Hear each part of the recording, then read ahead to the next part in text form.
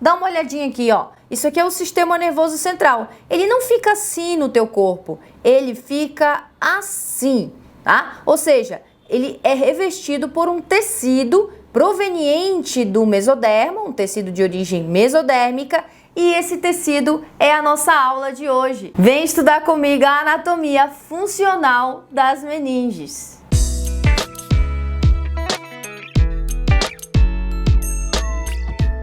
E aí, pessoal, tudo bem? Eu sou a professora Vanessa Novaes e nesta aula você vai aprender a anatomia funcional das meninges, que são membranas de origem mesodérmica que revestem todas as estruturas do sistema nervoso central, incluindo medula espinal e encéfalo. Dá uma olhadinha nessas meninges reais.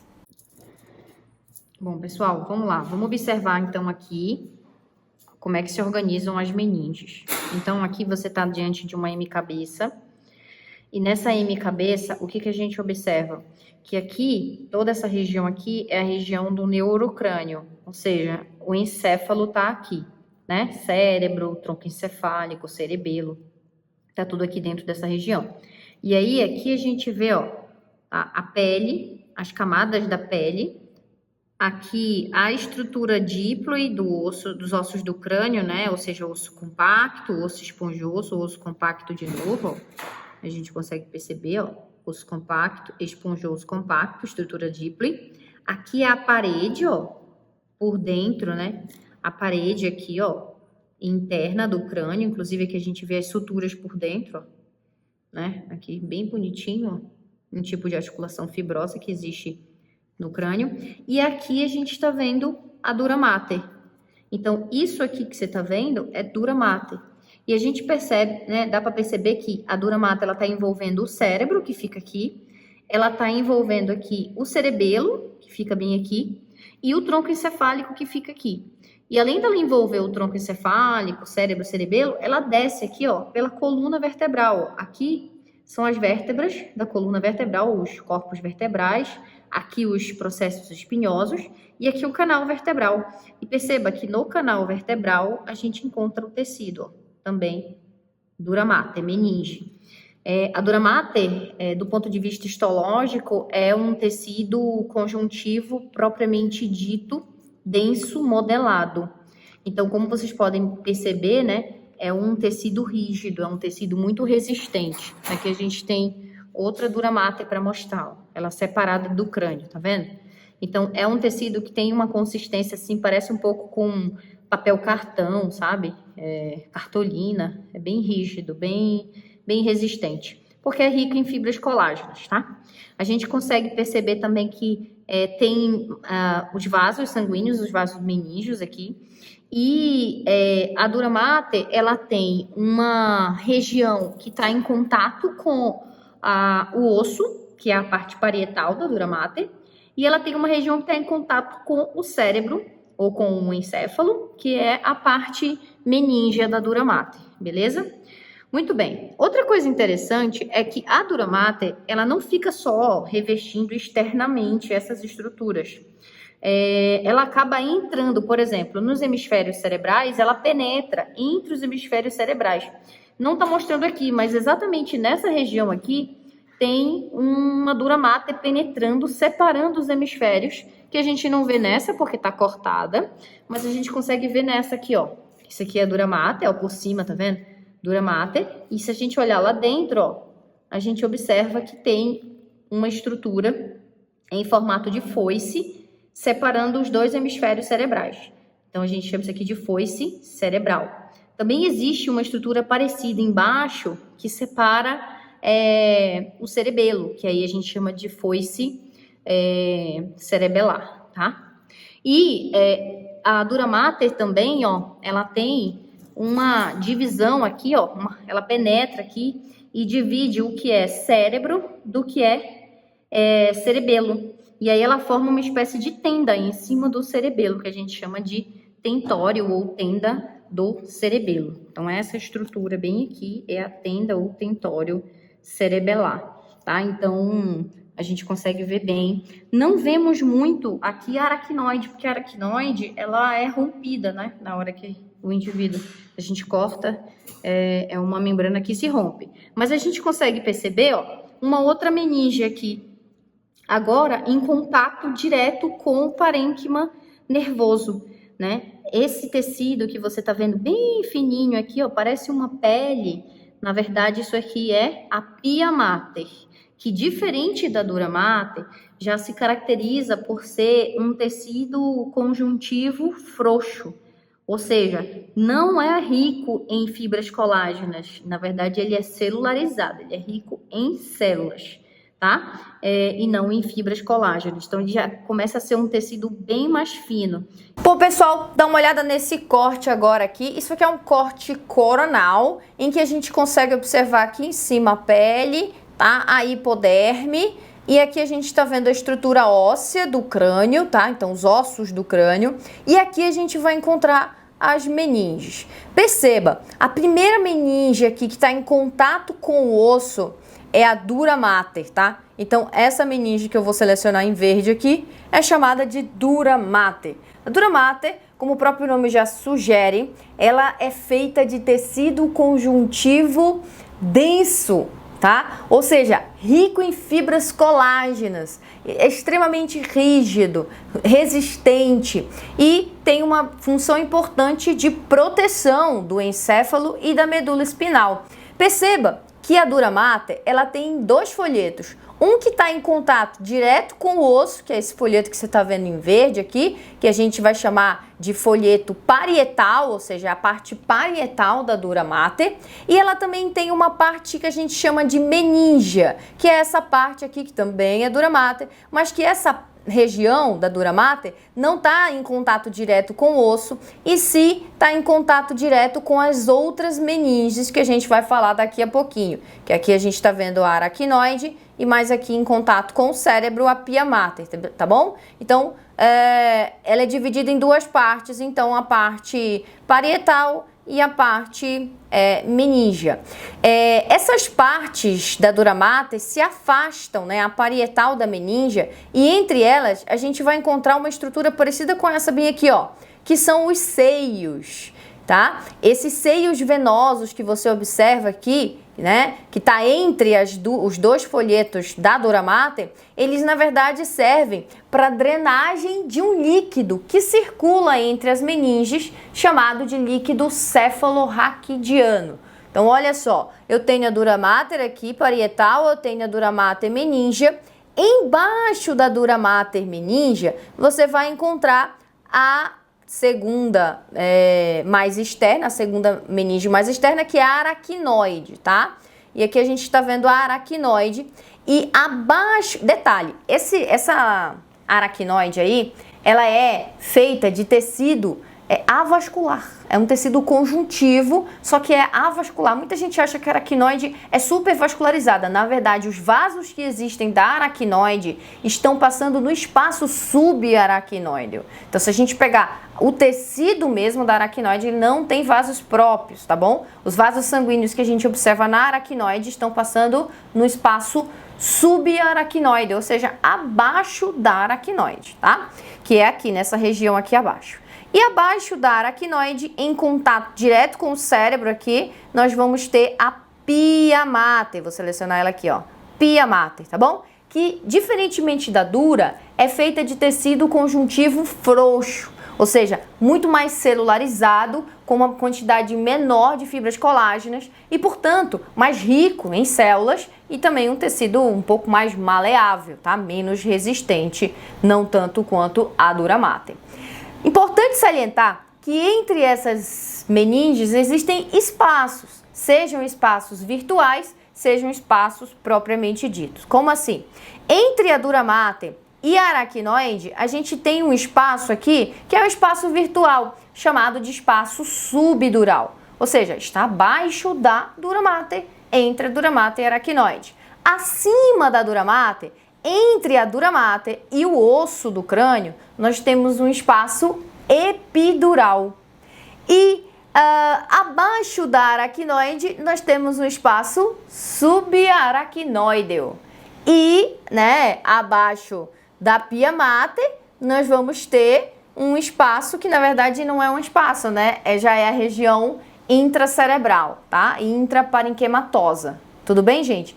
Esses espaços são interessantes porque em uma situação de trauma pode acontecer acúmulo de sangue nesses espaços, formando os hematomas subdurais, epidurais, subaracnoideus e intraparenquimatoso, beleza, gente? Isso é muito importante. Outra situação importante é que essas meninges, entre a meninge da aracnoide e a pia mater, no espaço chamado de subaracnoideo, circula um líquido que é bem parecido com o plasma sanguíneo, chamado de líquido cefalorraquidiano, o LCR, ou cérebro espinal, o LCE.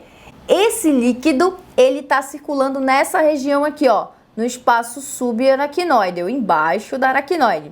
E aí, olha que interessante, quando ele chega bem aqui nessa região, ó, ele sai desse espaço subaracnoide, ó, e atravessa o seio venoso e cai dentro do lúmen do seio venoso. E nessa situação aqui, o LCE vai se misturar com o sangue e vai retornar ao coração via corrente sanguínea, certo, gente? Então, nessa região aqui, nas granulações aracnoides, que é isso aqui que você tá vendo, ó, formato de grânulos, né, as granulações aracnoides, é que vai acontecer a drenagem deste líquido, o LCE. Beleza, gente? Então, ele circula no espaço subaracnoide e pelas granulações aracnoides, ele vai cair de volta na corrente sanguínea, né, nos seios venosos ali do crânio. Eu falo de volta na corrente sanguínea porque esse LCE, ele na verdade veio do plasma sanguíneo, tá? Ele não é simplesmente um ultrafiltrado do plasma. Existe toda uma maquinaria necessária para a produção do LCE e não é uma simples filtração que está acontecendo ali, não. Existe sim um mecanismo de seleção, inclusive utilizando mecanismos de transporte ativo para a formação desse líquido. Mas sim, ele vem do plasma sanguíneo, por isso que ele tem algumas constituições bem parecidas. E onde eles são produzidos? Apesar deles circularem nessa região aqui, eles não são produzidos aí. Eles são produzidos em espaços que existem dentro do encéfalo, chamado de ventrículos cerebrais. Mas antes da gente ver os ventrículos cerebrais, deixa eu falar uma coisinha aqui para vocês. Uma das funções da meninge, então vocês já sabem, né? Que é permitir a circulação do líquido cefalorraquidiano. Mas para que ela permite isso? Bom, imagina que eu tenho um encéfalo ali e entre eles tem uma película de líquido.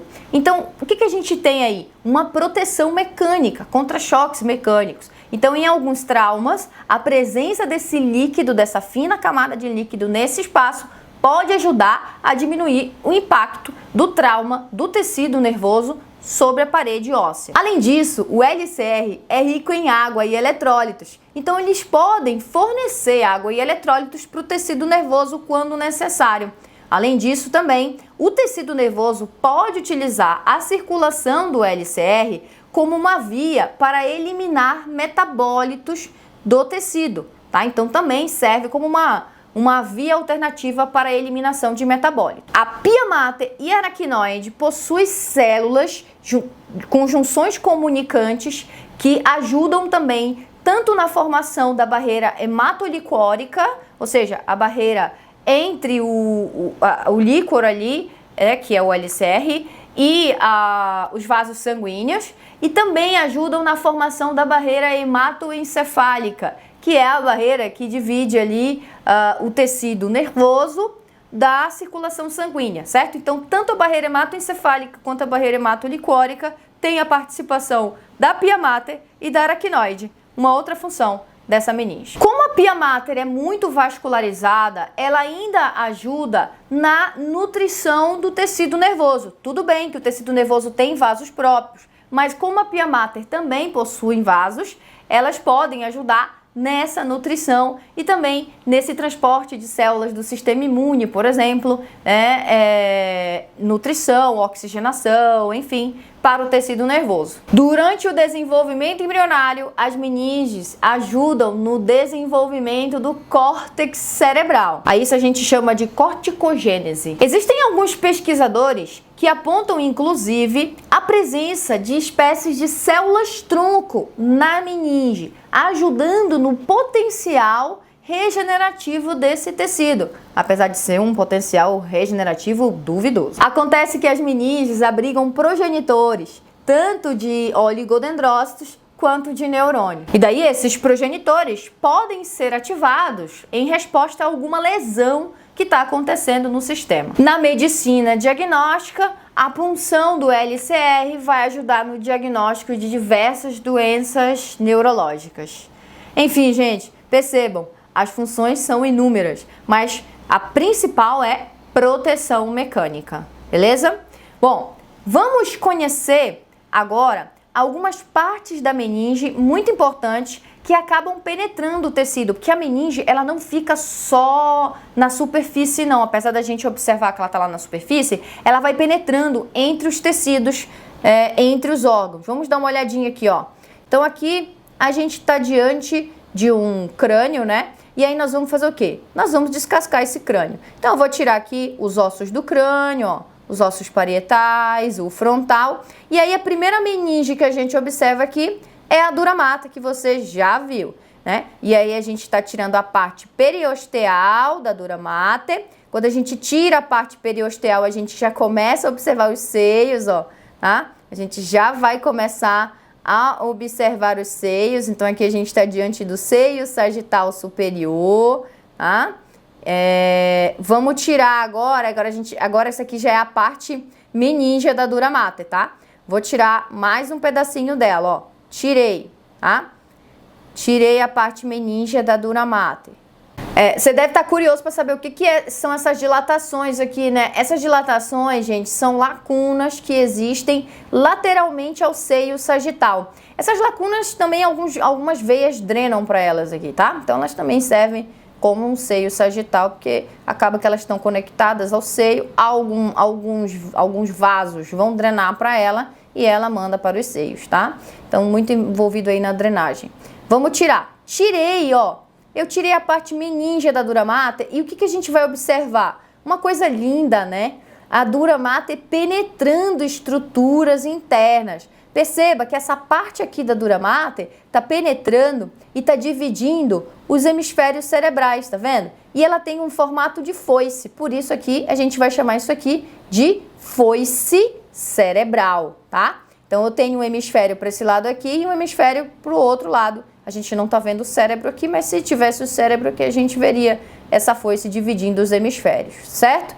Se eu tirar ela, ó, tirei a foice, a gente continuando, a gente vai continuar vendo alguns seios aqui, alguns vasos venosos, né, para drenagem.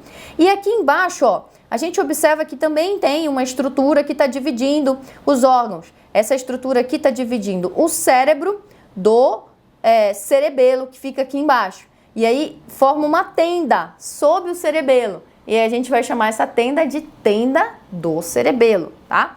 Então vou tirar aqui um lado da tenda do cerebelo, ou tentório cerebelar. Tirando aqui a tenda do cerebelo, a gente vai observar que a dura mater também forma uma estrutura que divide os hemisférios cerebelares aqui embaixo, tá vendo? E aí a gente vai chamar, assim como eu tenho a foice do cérebro, que eu tirei ali, eu vou ter a foice cerebelar, que divide os hemisférios do cerebelo, tá bom?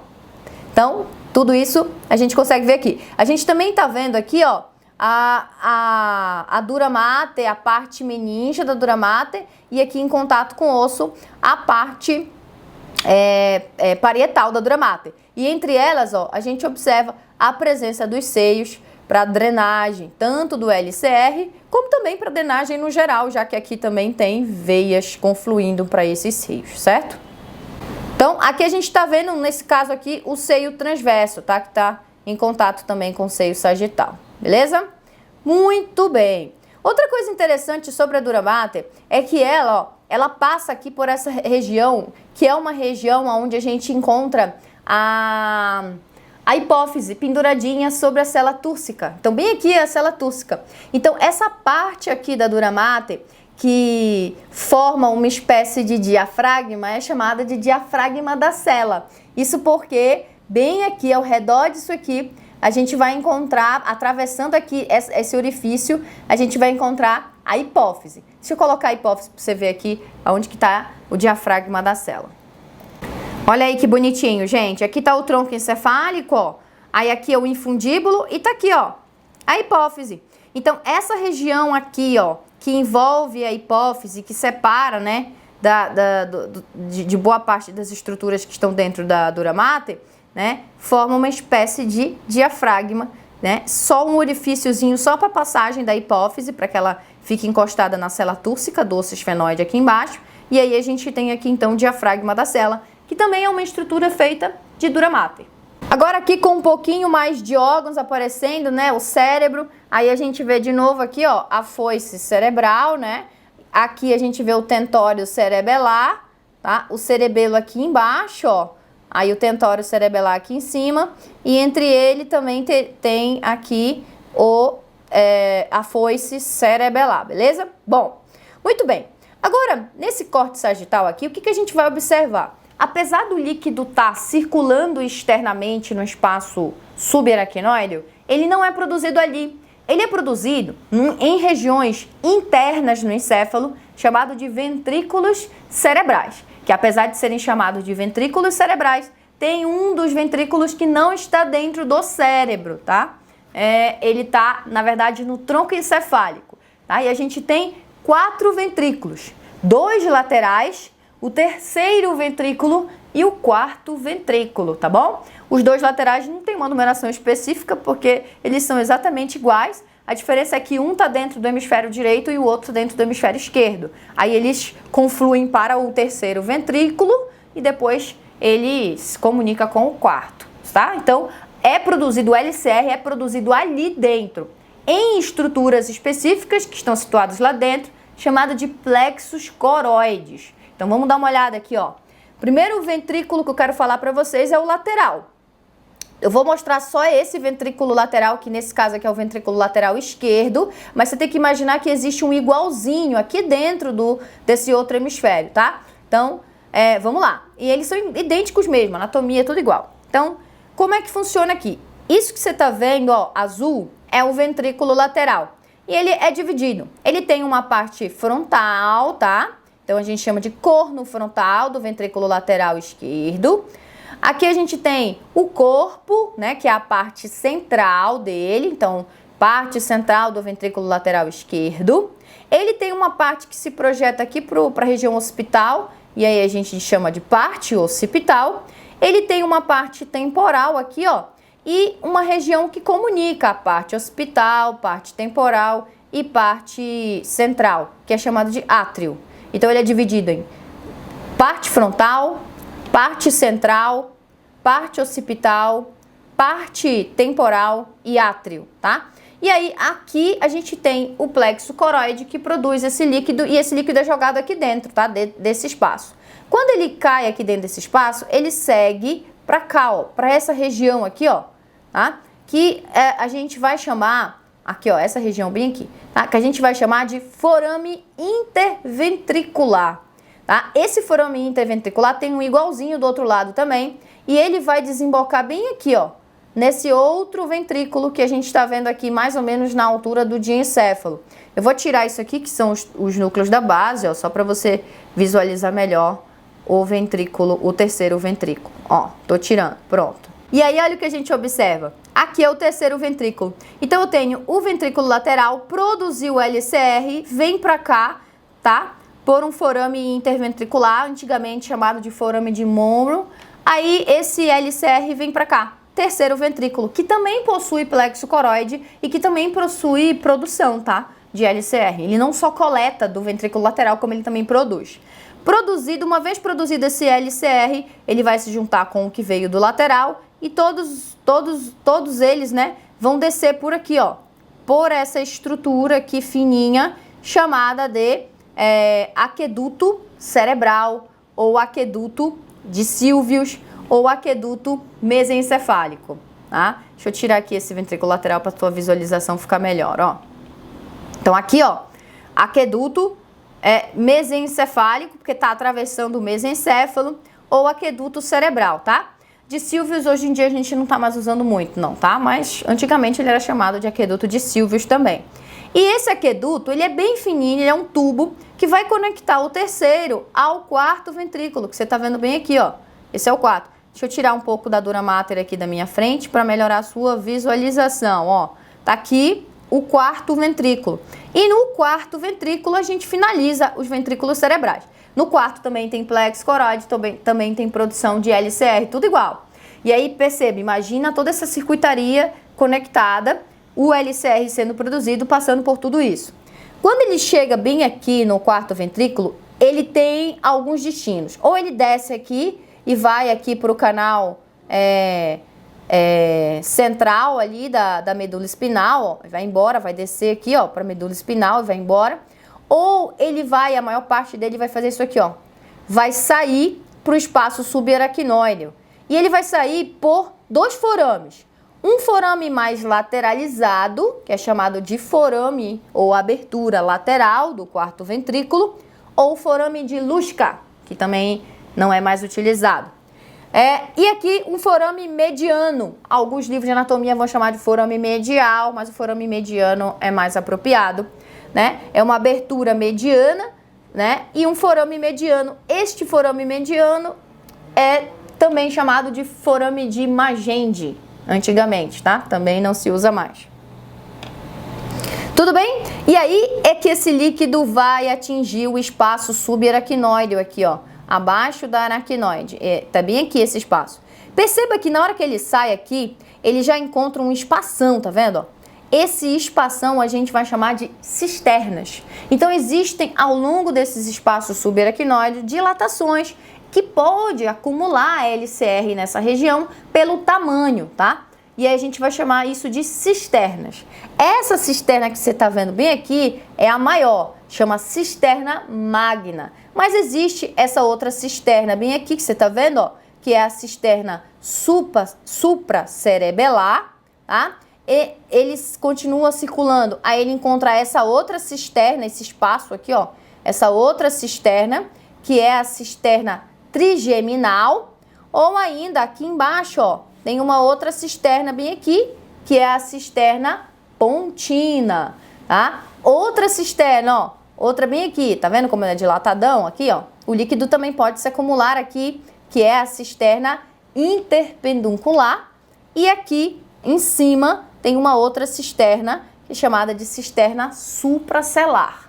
Então, nessas cisternas são espaços que esse líquido pode se acumular ali. É óbvio que não é legal ele se acumular, ele vai circular. Mas em algumas patologias pode acontecer esse acúmulo desse LCR ali, seja porque ele está sendo produzido em excesso ou porque o indivíduo está passando por algum processo infeccioso. Por exemplo, no caso da meningite, pode acontecer acúmulo de LCR nessas cisternas e isso é ruim porque ele vai se acumulando e ele vai comprimindo estruturas cerebrais, estruturas encefálicas, vai aumentar a pressão intracraniana, o que vai dificultar, por exemplo, a circulação sanguínea nessa região, já que o sangue está subindo, né, para a cabeça, é preciso que a pressão lá dentro esteja menor, tá? Então já tem a pressão atmosférica que não favorece a subida do sangue. Se dentro do crânio ainda está numa pressão maior, aí é que não vai ter perfusão mesmo, tá?